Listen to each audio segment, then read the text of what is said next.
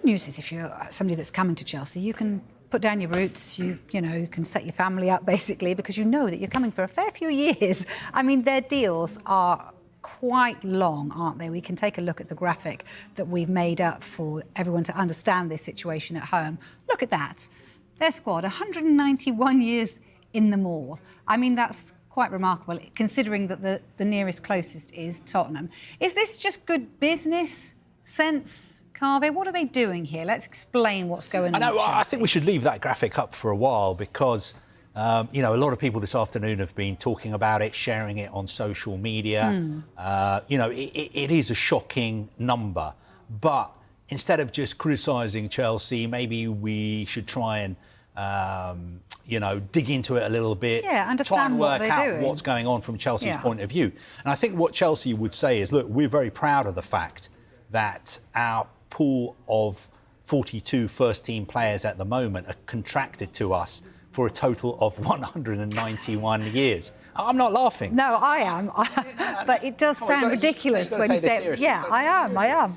Look, Chelsea's policy under their new owners is to give long-term contracts to new signings with low wages. Yeah, that's the sense. Low that's wages the sense. Yeah. in Premier League terms. Now, the average wage in the Premier League is £72,000 a week.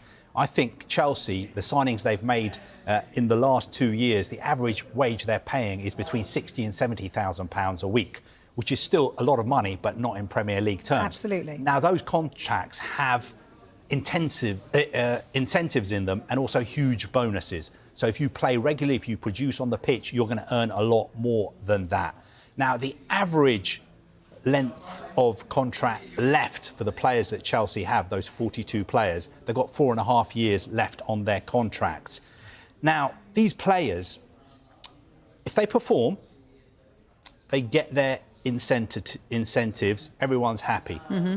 If they underperform, they're not playing, they're not in the first team, Chelsea will find it easier, maybe, to sell them because they're on relatively low wages, so they'll be easier to move on. So I think Chelsea see these players on these long-term contracts as an asset and not as a liability. And also, of course, having these long-term contracts, we've talked about this in the past, helps you comply with financial fair play and PSR rules, because it means that you can spread out the cost of a contract over a maximum of 5 years. Now, I'm not saying this is all my point of view, but I'm just trying to say that you have to try and understand what Chelsea are trying to do, understand it, and then have an opinion on it. Then say it's ridiculous, they don't know what they're doing, but try and understand what's going on first. Yes, so you can see what they're doing, which is perhaps why, dare I say, the likes of Raheem Sterling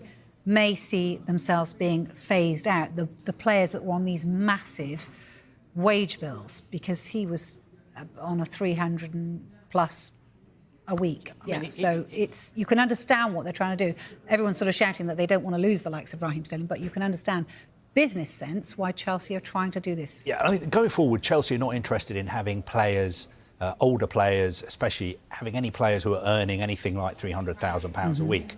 And they have quite a few of those players in their squad, and they're trying to move them on. I think their ideal is somebody like Cole Palmer, a brilliant young player who they sign. OK, they signed him for a lot of money, I think £40 million. But then he proved himself on the pitch. He gets a new contract, long-term contract. The wages he is getting, his base wage, still fits in with Chelsea's new wage policy. But of course, he's got huge incentives and huge bonuses in his contract. But he's tied down to Chelsea until 2033. One of the problems with this policy is what happens if you sign a player to a 7-year contract or an 8-year contract and he turns out to be not very good. He can just sit there and take the money. Wages, so it is risky. But I think the Chelsea owners would say, OK, it's a risk worth taking if you're only paying that player £60,000 or £70,000 a week. It would be too much of a risk if you're paying players £200,000-300,000 a week. But I think at the level of wages they are giving new signings, base wages, they are comfortable with the risk. And finally, I would say, I think the thing with Chelsea is everyone's got an opinion on them at the moment. Yes, they do. I think what Chelsea would say is just wait until the window is closed and then judge us then. Because once the window is closed, Chelsea will have a 25-player Premier League squad, like every other team in the Premier League. They're not going to have a 40-player squad, a 50-player squad, a 60-player squad. It will be 25 players and maybe a few under 21 players as well. I know they've got a lot of players on their books, but a lot of players will be leaving over the next few days and next week. But in the fans' defence, because obviously we do get out there and amongst them and ask them the questions as well, they are concerned of the wholesale changes that it looks like Chelsea are going through, to lose the likes of the Conor Gallaghers, the people that have been the core of Chelsea. So that's, I guess, their concerns. And we can see what the business sense is, but remember that football isn't... It is a business, it's a great big business, but it's also a love of a game, and the fans have their favourites, their legends, and it feels like some of their legends, or people that perhaps they wanted to become legends, like the Conor Gallaghers and the Raheem Sterling, won't necessarily go on and be that because of this strategy. You're totally right. That's a brilliant point.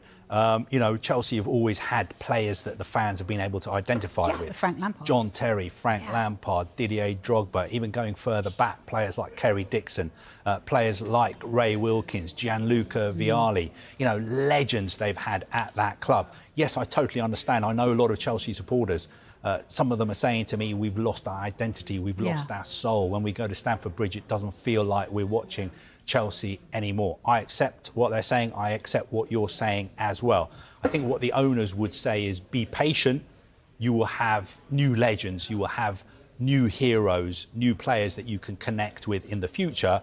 We've got a big job on our hands. You know, we took over a club they believe was in a bad state, and they're trying to rebuild it. But look, this is hugely controversial. You know, all football fans at the moment have an opinion about Chelsea. All Chelsea fans have an opinion about the club as well. All I'm trying to do is just put both sides of the story out there and let people make up their own minds.